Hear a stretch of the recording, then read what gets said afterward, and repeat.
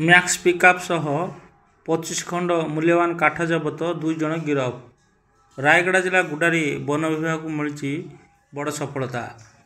गुडारी वनांचल कारासिंग छक निकट में चढ़ाऊ कर 25 खंड मूल्यवान काठ जबत करने सह 2 जन को गिरफ कर कोर्ट चालान करिछि वन विभाग। सूचना अनुसार गुडारी वनपाल हरिश्चंद्र द्वारा नेतृत्व में वनरक्षी पारा स्क्वाड आईपीएस स्क्वाड मिलित भाव कारासिंग छक निकट में पेट्रोलिंग करने समय लदीगुड़ा पटरू एक धला रंगर मैक्स पिकअप गाड़ी जार नंबर ओडी 33 JD 8140 नंबर विशिष्ट गाड़ी द्रुत गति आसुवा देखि अटकाई जांच करते। यह समय 25 कोटी साइज शाल काठ सह गाड़ी जबत कर 2 जन को संपृक्त गिरफ कर गुणपुर कोर्ट को चालान करा।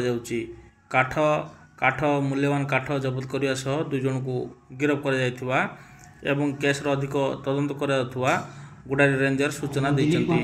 रेंज अफिसर गुडारी आम सबुदिन भाई नाइट पेट्रोलिंग कला समय कारासिंग छक पाखे गोटे गाड़ी द्रुत गति गोटे मैक्स पिकअप गाड़ी द्रुत गति पद्मपुर आड़ को जबार आम देखा पाइलु। सन्देहजनक भाव में आम अटकाई चेक कलापर देखिलु से गाड़ी में 25 खंड शाल साइज रही जहाँकि 48.54 घनफुट काठ ताको से गाड़ी की आम आणिलु एवं ता सहित से 2 जन आसामी की आम अरेस्ट करूँ।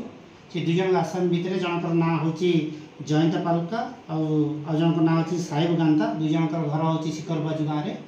से 2 जन को OTT रूल 4 1980 आम ये अरेस्ट करूँ अंडर सेक्शन 56 गाड़ी की सीज करूँ।